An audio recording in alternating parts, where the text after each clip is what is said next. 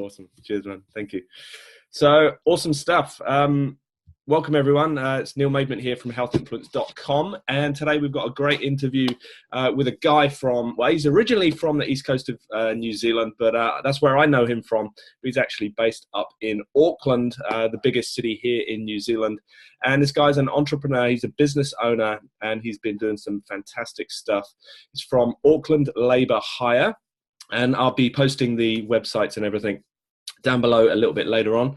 But Izzy Whiteley, how you doing, man? It's great to have you on. Thank you so much for joining me today and giving us your time. I know you're a busy guy. You're across the country at the moment, and then you're shooting back up tomorrow and then shooting back down and up again. So you're a man all over New Zealand.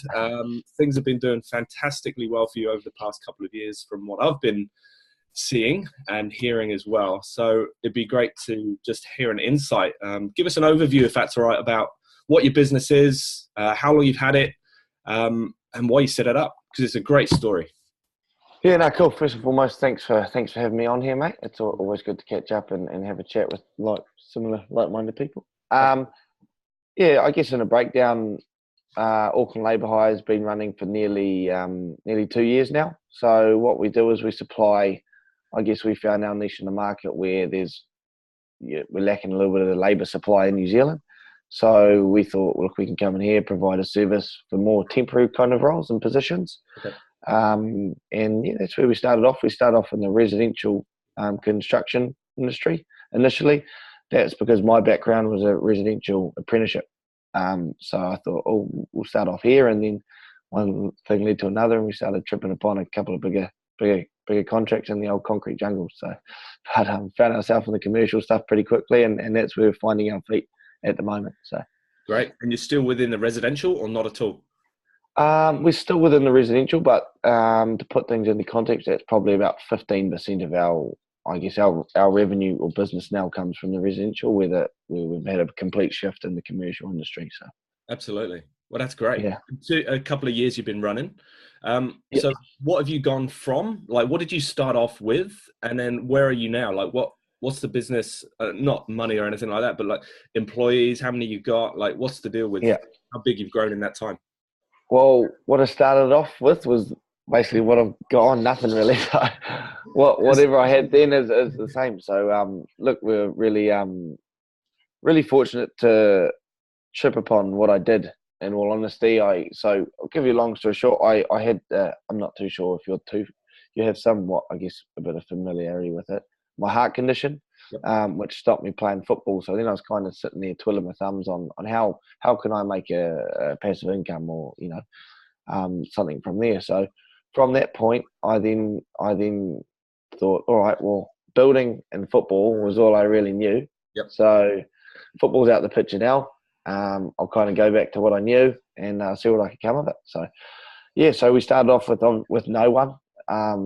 I had no idea what I was doing. I just jumped into the deep end with bricks weighing me down, really. So it start up in August 2016. It took three months before we actually got our successful placement of someone turning up on site after 8 people doing a no-show. Wow. So I was getting grey pretty quick.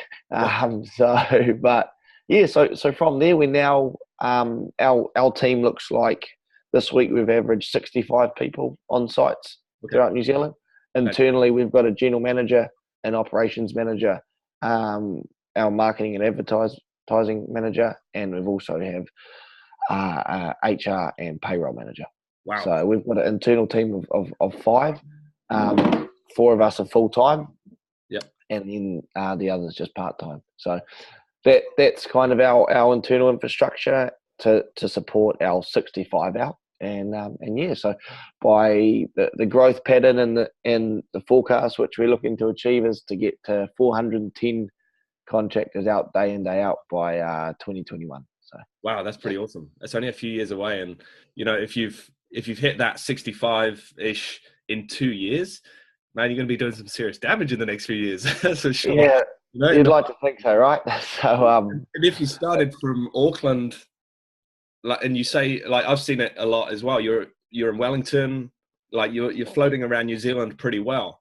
right? I saw some adverts. Was it Nelson? I think I saw, or Blenheim maybe. I can't remember if it was South Island somewhere. Yeah, so we've supplied to 9 cities in New Zealand. Our services, been out in that many cities in New Zealand, and it's cool.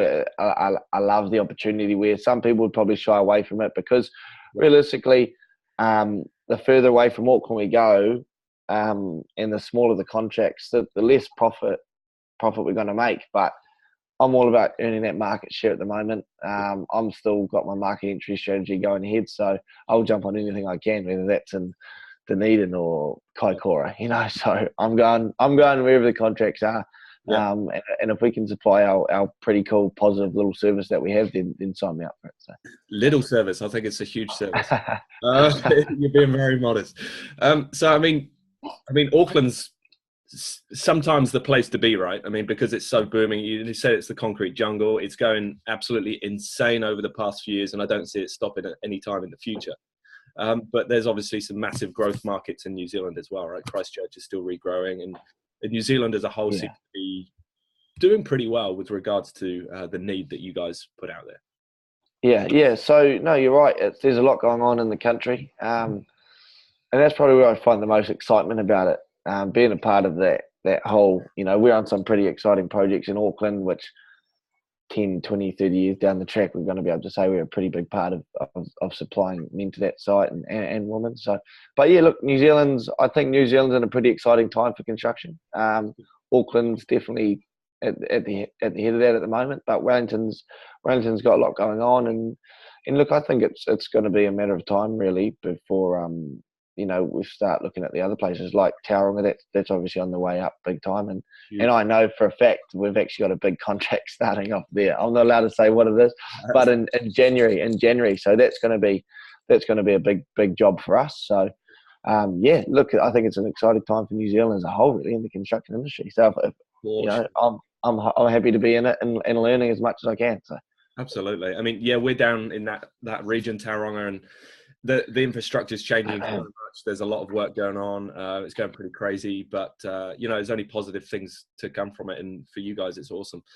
You're really pumped, which is great. And as an entrepreneur as well, it's all about the passion. It's all about putting the love into what you do, right? And I come across so many people who don't necessarily, they're just ticking along. They're just kind of ticking their boxes and not necessarily have that heart for what they do. And you obviously have that. And you show that from what you do just on the media, doing your interviews and things like that as well, and pushing it out there. And like, what keeps you driving? Like you said, you had your building and your football, and I know you're a very good footballer. We played together. I don't know who I was, but you're a pretty nifty, decent player. So that couldn't come to fruition because of the reasons. But the building, you said, was the only other thing you had. But what's that passion? What keeps you driving to go from pretty much nothing with the building to 2 years having 65 employees, 5 background staff, and killing it? It's always a good. It's hard to explain really because there's such a burning flame just to keep it going, and look, it's quite interesting really because I've always been someone who's had a lot of energy, and most often more than the person sitting next to me. And to trip upon Auckland Labour High and get that started was really exciting. But to have the people, and no discredit to what I've done myself and the time and things I've had to put into it, but to have had the people surrounding me and making sure my energy is going in the right direction is always really refreshing. So it's making sure I'm not burning out. So I'm constantly trying to get in touching distance of what the next stage is. So look, I think if there's a drive, my drives, we generally really are trying to make a really cool and positive environment within the construction industry. And I think New Zealand really lacks that. So I wake up buzzing, trying to achieve perfection by the end of each day. And look, it's something you probably never get to, but if I can wake up in a positive mood and at the end of the day, if I'm a bit battered, then I just know I've got to get up and do it again the next day. So Absolutely, and that comes across. I said to you when we set this interview up about the way that you put yourself out there on the media. Like you do the employee of a month. Like you stood there with the employee, and you've got them a gift and everything like that, which is fantastic. I don't really see that very often. You're actually giving all your boys or girls, whoever you've got on the team, a good pat on the back. You've done some fantastic work. You're showcasing them. It's not like anything in the background or just. It's not just like a golden handshake. It's actually you really want them to do the best job that they can do and be happy in a nice environment, and that's so nice to see too, right? Yeah, like if it's. I think being personable in today's market, whatever market you're in, is a massive benefit to the company. Yep. I think so. In our 5-day week, I allocate 9 hours to myself, to our general manager, and our operations manager to make sure that they're being personable. Yep. So whether they have one day where they go and see all the clients and all of our team, they do that, and one day if they want to dribble it out. But at the end of the week, we need to be able to say we've seen everyone who we have out working. And that's not, hey mate, how you going? Have a good day. That's really connecting, knowing what they do. So, good. Within that list of 65, I can honestly say I could describe each and every one of them and make sure we know kind of where they're up to and what they're up to. And more importantly, what they want to achieve. There's no point me trying to achieve the world and have a 400 employee company if I don't know what the people representing me are wanting to achieve. 100%. So yeah, I think that's realistically probably one of the biggest, I guess if you could say it as advice. I can go and put these posts up on LinkedIn or Instagram or whatever, I can make myself and my company look like the best company ever. Realistically, you can. It's today's, it's what you can do with the internet these days. But there's no point me doing that if I'm not connected with the people who realistically represent me more than anything. So I can do that, but if the people who we have in our team aren't on the same path, then there's no point. So 100%. We've all got to have the same vision, and we've still got guys with us from 2016 who know what we're wanting to achieve, and to see them proud and the same vehicle in the long run, and being really, really personal, knowing them inside and out, and knowing actually what they want to gain is 100%. And look, seeing boys who we've had since 2016 excited to be on the path to be involved in a team of 400. To see them happy and buzzing about it is it's pretty reassuring and gives me the same feeling. So that's good, man. You're super pumped. It's great to see. Yeah, you got to be, right. Yeah, absolutely. So as an entrepreneur mindset, I've been looking at this for donkey's years now. But and I talk about it with regards to not just financial health when I'm talking with people like that, but just physical health at the same time. So it's kind of a mix and match of the two, but. Seeing the long-term game, right? And I see a lot of people, they're so focused on that short-term gain. And then they don't really see that long-term vision. You've definitely, by the sound of it, since the start, would you say have had that long-term kind of plan? I mean, you maybe wavered a little bit in the first 8 months. You weren't too sure exactly what was going to be happening. Yeah. It's kind of roller coaster ride to get going. But would you say that's important to have that really long-term aspect think ahead? Yeah, and you know what? The more time you spend in the game, the more experience you're going to get, and the more you're going to grow. So I think setting out a time frame where you're going to allow yourself enough time to learn, and then take that knowledge and actually put it out to practice is really important to have in front of you. So I remember I said to my ex-girlfriend when I started up, I said, "Oh, I just need 5 workers. I just want 5 workers. If I have 5 workers, I'm really buzzing." But that was my initial goal, and then you get 5 and it's like, actually, hold on, let's see what we can do here and then there, and then now I've just said to you that we want 400 by 2021. So having an in game or an in plan is huge, is very important, I think. So, but yeah, look, it takes a while to find your feet. You'll know that first and foremost. But once you've found your feet, then you got to put some structure in place to keep yourself honest. Absolutely. So moving outside of New Zealand at some point too. Look, you never say never, right? So we've got a pretty cool affiliation with a big company in Sydney who I pop over and see on a monthly basis. So look, who knows, right? So I would have never thought I would have been outside Auckland. That's why I named it Auckland Labour Hire. So I shot myself in the foot a little bit there. Nice. But yeah. So look, yeah, no, never say never, and there's no reason why I'd definitely put a limit on what we can achieve. So good, man. And what I really appreciate you coming today. What would you give advice to someone? Because obviously you've stepped outside of the normal, right? You did the schooling, you did everything. You had kind of a path one way. You had to change your mind, but you haven't gone for the usual being an employee. You've set up your own business. How old are you now? I can't remember. 23. I thought you were around the 23, 4. Yeah. I couldn't quite remember. So, I mean, super young to start a major business at 21, right? Yeah. Looking back at it, yeah. Like seriously. I mean, I hadn't even done my degree at 21. I didn't start my degree until I was 23. So it's kind of like I didn't start my business until I was 28. So to start a major business and to look ahead at 400 employees ish when you're 23, 4, and 5, I mean that's huge. Like, is there any advice that you'd give to your age or just slightly younger? Maybe they've just come out of uni, who are looking like they know they want to do something different, but they're kind of being pushed into that 9 to 5, just that grind employee mindset. Like, what took you from going down that path into wanting to actually start your business? It's a question I get asked a lot, and I don't actually have a clear answer. But look, if there's any advice I could give, I guess there's any mottos that I could tell people to stand next to.